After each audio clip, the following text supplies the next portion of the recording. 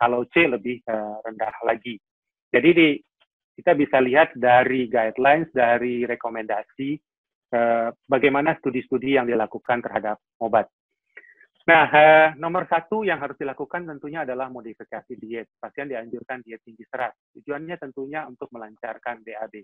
Olahraga teratur, meningkatkan konsumsi cairan, dianjurkan 30 ml per kilogram berat badan, kalau perlu pakai laksatif, dan juga menjaga kebersihan daerah anus. Bagaimana dengan obat-obatan? Ada macam-macam digunakan, kortikosteroid, dekongestan, anestesi topikal, bioflavonoid. Nah, jadi kita masuk pada terapi medikamentosa. Ada obat flavonoid oral, ada obat-obat topikal. Yang paling luas digunakan untuk terapi medikamentosa ini adalah micronized purified flavonoid protection, atau gampangnya kita sikat MPFS. Untuk topikal kita kenal obat-obat anestesi lokal yang diberikan secara suppositoria atau yang dioleskan. Nah, sekarang di zamannya online, pasien akan cari di toko-toko online. Dan dia akan ketemu tulisan seperti ini, obat-obat wasir yang paling ampuh dan manjur. Dan biasanya pasien akan mencoba pengobatan sendiri dulu. Apalagi di zaman COVID ini, pasien takut datang ke rumah sakit. Apa yang didapatkan? Ketemu obat namanya Ambeven, cocok untuk mengobati ambeien. Ketemu obat Ardium. Kalau dia ranking, dia melihat ini ranking nomor 2, entah benar atau tidak. Kemudian ada obat Anoral. Kemudian ada Boraginol yang diberikan secara oles atau suppositoria. Kemudian ada Faktu. Nah, kemudian ada obat-obat lain yang mungkin lebih jarang dan saya juga tidak tahu bagaimana studi-studinya, seperti ini Yunan Bio, Superoid, dan lain-lain. Lalu bagaimana memilihnya? Prinsipnya adalah obat itu harus dibuktikan dengan uji klinis yang baik dan direkomendasikan dalam guidelines atau konsensus. Kita kenal derajat bukti atau evidence, paling bawah tentunya penelitian in vitro, paling tinggi systematic review dan meta-analisis, di bawahnya sedikit RCT, uji klinis dengan kontrol. Jadi kalau ini sudah dilakukan, ini kelihatan bahwa obat itu benar-benar bermanfaat. Nah, mengenai flavonoid ini kita lihat sudah ada meta-analisisnya. Saya hanya memberikan contoh karena saya yakin Prof. Tuti akan membahas lebih dalam mengenai hal ini. Terlihat di sini bahwa pemberian flavonoid memberikan hasil yang baik, ya, dalam berbagai hal, di mana dari meta-analisis ini menunjukkan penurunan risiko gejala klinis, penurunan perdarahan, penurunan nyeri, penurunan gatal, dan lain-lain. Systematic review yang sering dipakai sebagai acuan adalah dari Cochrane. Cochrane juga menunjukkan bahwa hasil yang baik pada obat-obat ini baik pada bleeding, perdarahan, kemudian pada pasien-pasien dengan gatal atau pasien yang juga dilakukan intervensi, dan juga dikaitkan dengan pada wanita hamil yang mengalami hemoroid. Ini salah satu contoh guidelines. Ada banyak guidelines di dunia. Kita lihat di guidelines ini dicantumkan bahwa medical therapy, preferably MPSF, digunakan pada grade 1, grade 2, bahkan di sini dikatakan juga bisa digunakan sebagai ajuvan pada saat prosedur dan pembedahan. Jadi sebetulnya pada grade 3 dan grade 4 MPSF ini juga bisa digunakan. Nanti kita akan dengar buktinya atau evidence-nya dari Prof. Tuti.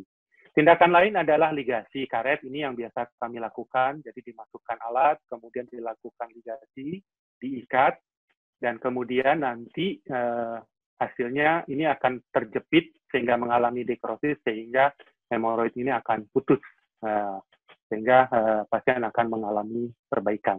Jadi ini ligasi.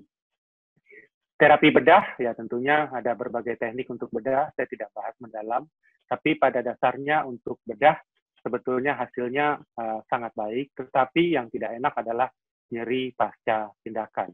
Dan tolong diingat bahwa pembedahan bukan berarti pasien itu tidak akan mengalami hemoroid lagi. karena itu hanya mengatasi kondisi pada saat tersebut. Jadi bisa saja dari plexus yang lain kemudian terjadi hemoroid berulang. Nah, komplikasinya bisa nyeri, bisa pendarahan. Kalau berdarah terus, ya anemia, bisa infeksi. Jadi hemoroid ini tidak mematikan pada dasarnya, tapi membuat kualitas hidup menjadi menurun. Nah, saya masuk pada bagian terakhir, ringkasan dan take home message terkait dengan pemaparan hemoroid ini. Pertama, penyakit hemoroid terjadi akibat perabuan patologis pada bantalan anal yang menimbulkan gejala klinis. Ada dua klasifikasi, yaitu interna dan eksterna. Faktor risiko hemoroid terkait erat dengan peningkatan tekanan intraabdomen. Dan gejala klinis yang ditimbulkan tergantung letak dan derajat. Jadi pada derajat ringan, mungkin gejala belum ada. Tata laksana hemoroid terdiri dari farmakologis dan non-farmakologis. Farmakologis dan non-farmakologis ini bisa dengan operasi. Modifikasi gaya hidup saat ini direkomendasikan sebagai tata laksana non-operatif lini pertama, jadi diet tinggi serat. Kemudian micronized purified flavonoid fraction atau MPFF terbukti bermanfaat dan direkomendasikan sebagai obat hemoroid. Seberapa besar bermanfaatnya, nanti kita ikuti pemaparan dari Prof. Tuti. Demikian yang bisa saya sampaikan. Terima kasih, mudah-mudahan bermanfaat.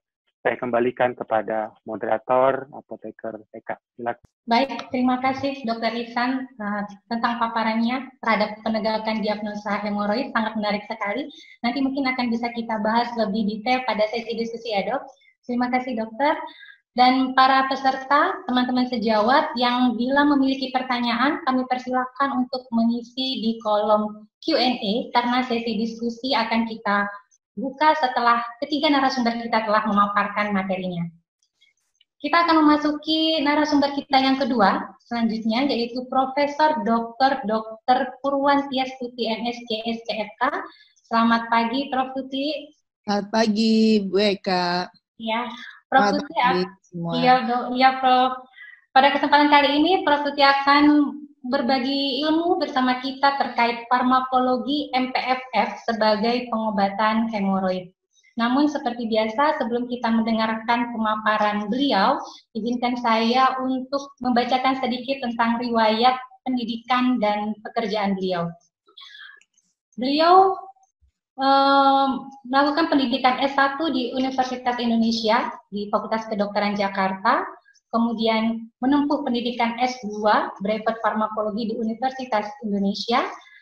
Kemudian beliau juga S2 Johns Hopkins University Reproductive Science in Population Dynamics Jakarta. Beliau menempuh pendidikan S3 Siameo Tropmed di Universitas Indonesia Ilmu Gizi Jakarta. Saat ini beliau merupakan koordinator pendidikan S1 Departemen Farmakologi dan Terapeutik FKUI. Beliau juga manajer sumber daya manusia di FKUI. Beliau juga delegasi RI ke ASEAN Harmonisasi Kosmetik Badan POM RI sebagai anggota National Task Force, dan beliau merupakan reviewer di Ikatan Dokter Indonesia. Beliau juga merupakan tim teknis di Departemen Kesehatan dan juga ikut serta di beberapa panitia dan tim ahli di Badan POM RI.